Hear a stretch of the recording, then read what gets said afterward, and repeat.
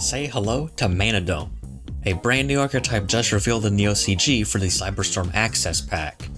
Now this is a very fascinating synchro archetype, and if you didn't know, it's part of the lore that's involving Visa Starfrost.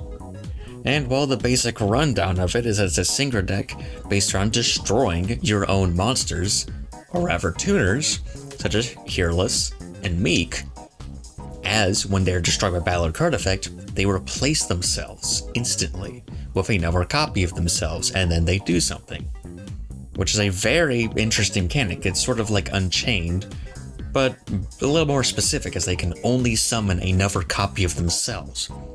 The other mechanics, if you control a Visa Starfrost, or a monster with 1500 attack and 2100 defense, they can special summon themselves once per turn. But their effect when destroyed is not once per turn at all. And of course, otherwise they have Reinhardt, this archetype's version of Starfrost, and is a very strong card, as a quick effect, when it's in your hand, you can destroy a Manadome monster you control or with this stat line, and then special summon this card, and when it's summoned, it searches any Manadome card. They have a very robust lineup of spell traps, with a pretty standard counter trap, and a very interesting revival trap card, a very powerful field spell, a spell card that incredibly increases consistency, and an interesting draw card. And to round it all out, they have a very powerful synchro monster that can make going second breaking boards very easy and very accessible, especially with how easy it is to summon this monster. It's also one of the few synchros that allows you to use multiple tuners, rather than just one, and instead restricts you to only using one effect monster.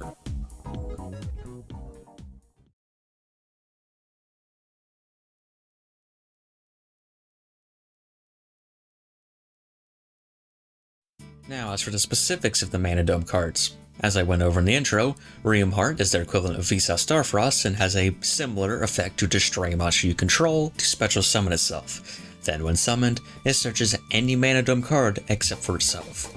Both of these are hard once per turns, and it is a level 4 warrior that is a light.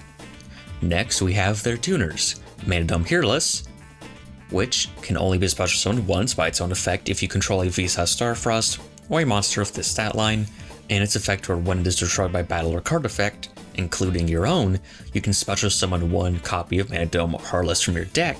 Also during the battle phase of the turn this effect was activated, synchros you control gain 500 attack, which is a neat little attack boost effect, but most importantly it just replenishes itself, and it is an Earth Fairy tuner that is level 2. Next we have Manadome Meek, which is almost identical except for being a water instead of an earth, and its effect is that when it's destroyed and summons another copy of itself, you can then optionally increase the level of the monster summoned by this effect by 2. Very strong, as with the level lineup of this archetype, this gives you very easy access to cards like Baronne de Fleur. Next for the spells, Manadome Obsession, which is an interesting spell. Its both effects are hard ones per turn. Its first one is that you can target one monster you control, destroy it, and if you do, you add the field spell to your hand, or if you already control the field spell, you can add any Manadome spell trap card from your deck to your hand instead. Then you can banish this card from your graveyard to special summon a Visa Starfrost or a monster of the stat line equivalent from your hand, which is a nice little extension effect, but most importantly this lets you trigger your Manadome's destruction effects. Then their draw spell, Manadome Imagining, which is also similarly both hard ones per turn, and allows you to reveal one Manadome monster or Visa Starfrost in your hand, draw 2 cards, then return 1 card from your hand to the bottom of your deck, which is a nice way to draw cards, and it's overall pretty strong. And then a second effect is that you can banish this card from your graveyard, then target one monster you control with the Visa Starfrost stat line. That monster becomes a tuner, which is a neat little effect. I'm in this case only running one, mainly because I'm running triple prosperity, and it just didn't feel that necessary. It was very strong, and I can understand cutting prosperity in favor of it.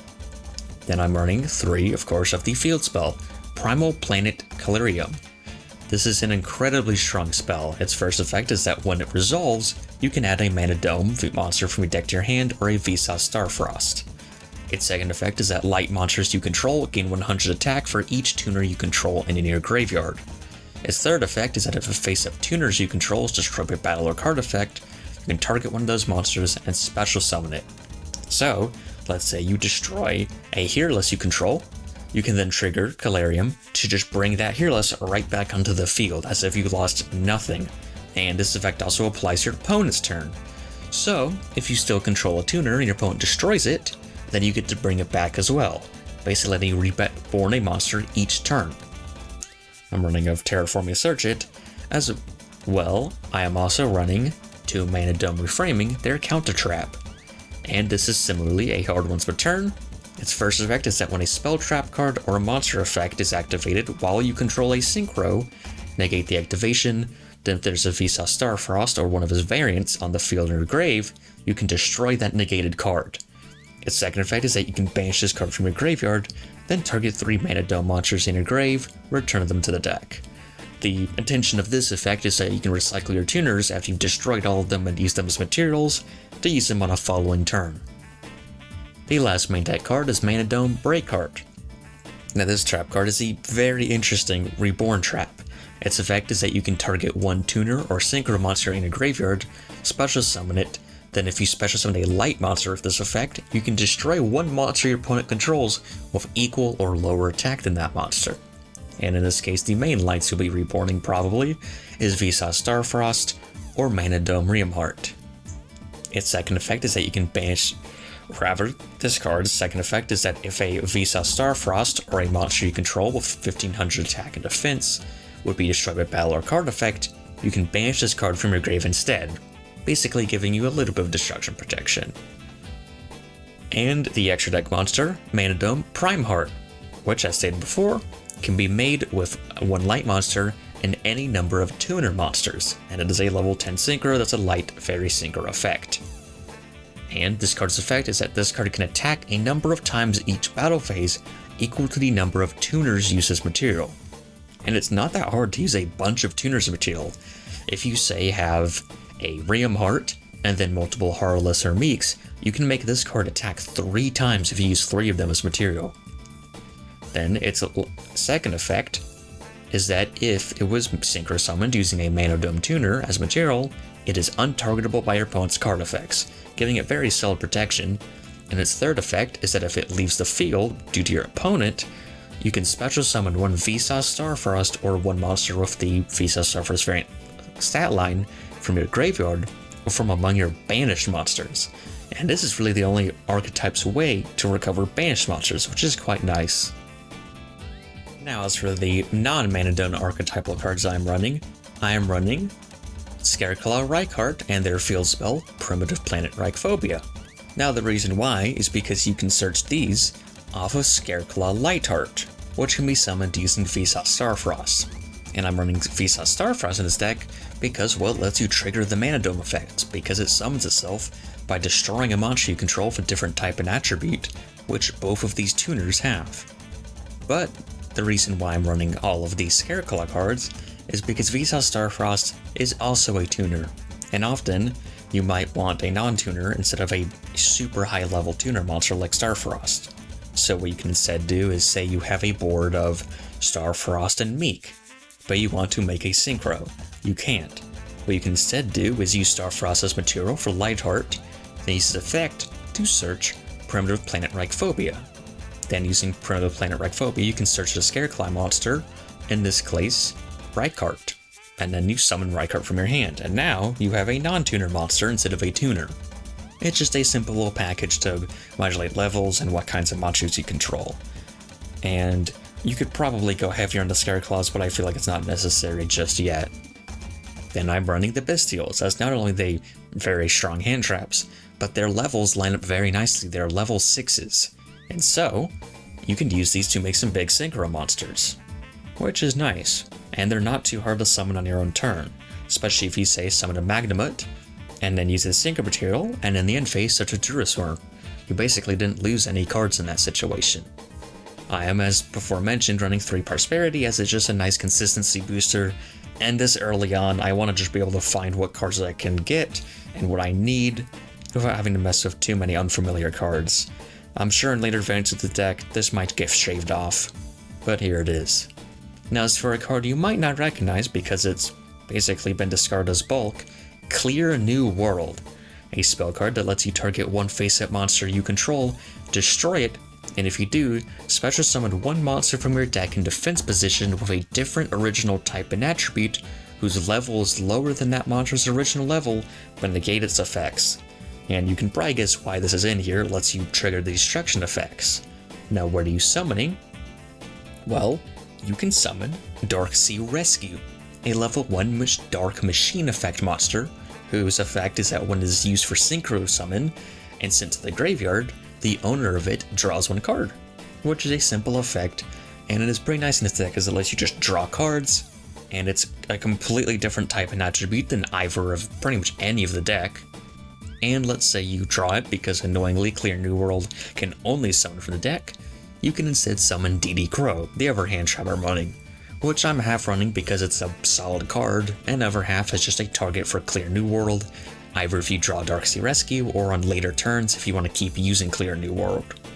I am also running Called by the Grave as it's just a solid strong spell card, and this deck has a lot of room in the main deck right now, especially with how early the support is. Now, as for the extra deck, being a synchro deck that never really archetype locks itself, this deck gets access to pretty much the entire synchro toolbox, and it can run some very powerful synchro monsters. Starting off at the low end, I'm running Coral Dragon and Stars Charge Warrior, as they're basic level 6s, one's a tuner, one's a non-tuner, and they both let you draw cards, as well as having decent effects. The main reason why these are being ran is because, as far as the levels, you're running 4s and 2s, so level 6s are very accessible. For a more practical real world deck, you probably want to run either more copies of these or more level 6s in general to go through, but this deck list is mostly for just getting a feel about what works and what doesn't, so I'm just running the two of these that are necessary. Then for the level 7s, which are summonable off say Darksea Rescue or DD Crow, I'm running Dog Draster and Wind Pegasus Agnister. These are both pretty decent synchros, with Agnister being a nice way to clear spell traps, and is also a very useful card for link climbing, and Dawn Draxter is just a spell trap negate. Then, for level 8s, I'm running an Omega, Dragite, and Crystal Wing Synchro Dragon. Omega is just a solid synchro that's completely generic. Adamancipator Dragite is a very strong card in this deck because I'm running a Water, which turns on its spell trap negate effect.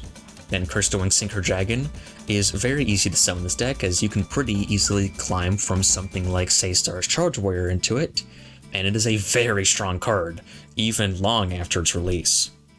Then for level 10s, I'm running Baronne de Fleur, the of course Manadome Prime Heart, and Ruddy Rose Dragon. These are not all hard to summon this deck. You can either Synchro Ladder using these cards, especially with the help of Meek's effect to increase levels, or something like Visa Starfrost and Ryam Heart can pretty easily make it as well. And Baronne de Fleur is self-explanatory. One of the strongest synchro cards ever printed, very powerful, and Ruddy Rose Dragon is a nice way to clear the graveyard, and well, in this format clearing the grave is pretty useful.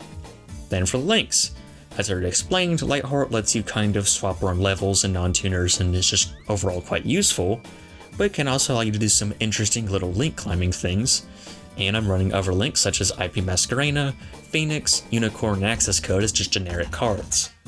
As this deck doesn't really synchro lock itself, so you're just allowed to run link monsters if you want. It's not very good at spamming a bunch of monsters on the field, but it can still make Access Code, and something like IP is a nice way to take advantage of a used up Lightheart.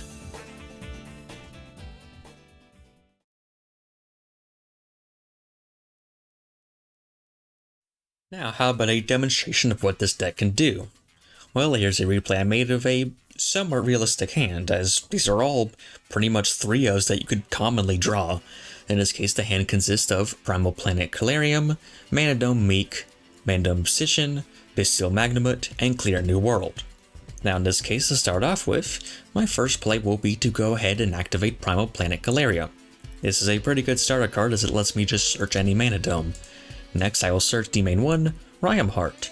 After this, I will go ahead and normal summon Ryam Heart to trigger its search effect, as this will allow me to get my other Manadome tuner in rotation, so I have both.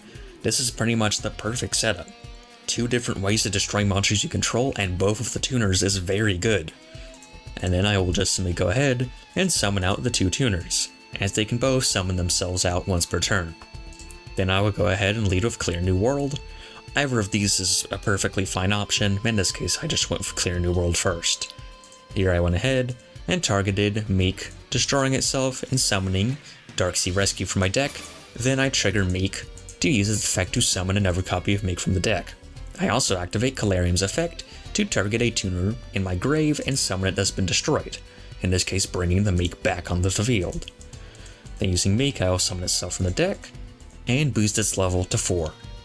Then I will use Meek, Rhymeheart, and Dart, and those two to make Coral Dragon, and use Coral Dragon and Darksea Rescue to Synchro again into Dawn Dragster. Both Coral Dragon and Darksea Rescue will allow me to draw a card each, drawing 2 in total. And after this, with these cards I draw 2, Bottle Prosperity and DD Crow. Then I will go ahead and use Manadome Obsession, targeting the monster I have not destroyed yet, Heartless, to destroy it and then search a Manadome spell trap as I control the field spell. In this case I am searching Manadome Reframing the Omni Negate. After this I will trigger Hearless to summon from the deck a copy of Hearless. Afterwards I will go ahead and summon Magnamut, banishing from my grave the Darksea Rescue.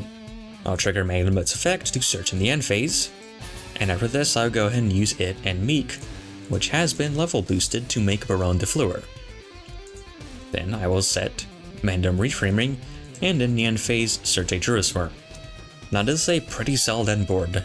Baron de Fleur is a Omni Negate, Dawn Dragster is a Spell Trap Negate, and Manadome Reframing is an Omni Negate Counter Trap. Then I have the tuner on the field, which in case it gets destroyed I can go ahead and use Calarium to bring it back, and also summon another Hearless from my deck onto the field. Then I also have Druisworm in my hand as a Graveyard Interruption, DD Crow as a Graveyard Interruption, and something like Prosperity to give me a follow-up play on the following turn. As well, once I use Reframing, I can use its effect in the grave to shuffle all cards on the grave into the deck, so I can reuse the tuner's effects, which is especially useful if I get to keep something like Heartless on the field, to kind of keep going on to the next following turn. And notice, I still have 12 cards in my extra deck left. Basically, I've almost used nothing, and this deck has plenty of gas in the tank even with its opening board. And this is not a bad one at all. And while the deck can make a variety of boards, of how many different hands you can have and how many different monsters you can control any combination of synchros like Dragite, Baronne, F.A. Dawn Dragster, plenty of stuff. And being able to run plenty of hand traps with how open the deck's main deck is very nice, and it can draw a ton of cards. Just in this one turn I drew 2 cards, which is not bad for a deck that then puts up a bunch of interruptions and has decent follow-up playability, as I could still spike off the top, say, a card like Rhymeheart. If I drew a Rhymeheart, then I'm off to the races again, just making another strong board. And going second, I can leverage cards like Access Code Talker or their own level 10 Synchro to attack multiple times. It's just overall a pretty flexible deck, and very impressive for a first wave of support. Is it gonna topple Tearlament Ishizu? No. But most decks' first wave of support really isn't that insane outside of something like Power of the Elements, and this deck has tons of potential. Something like Kashtira was pretty underwhelming with its first wave, but in the second wave all of a sudden you can lock all 10 of your opponent's zones in one turn. This deck could be something just like that if it gets the right cards.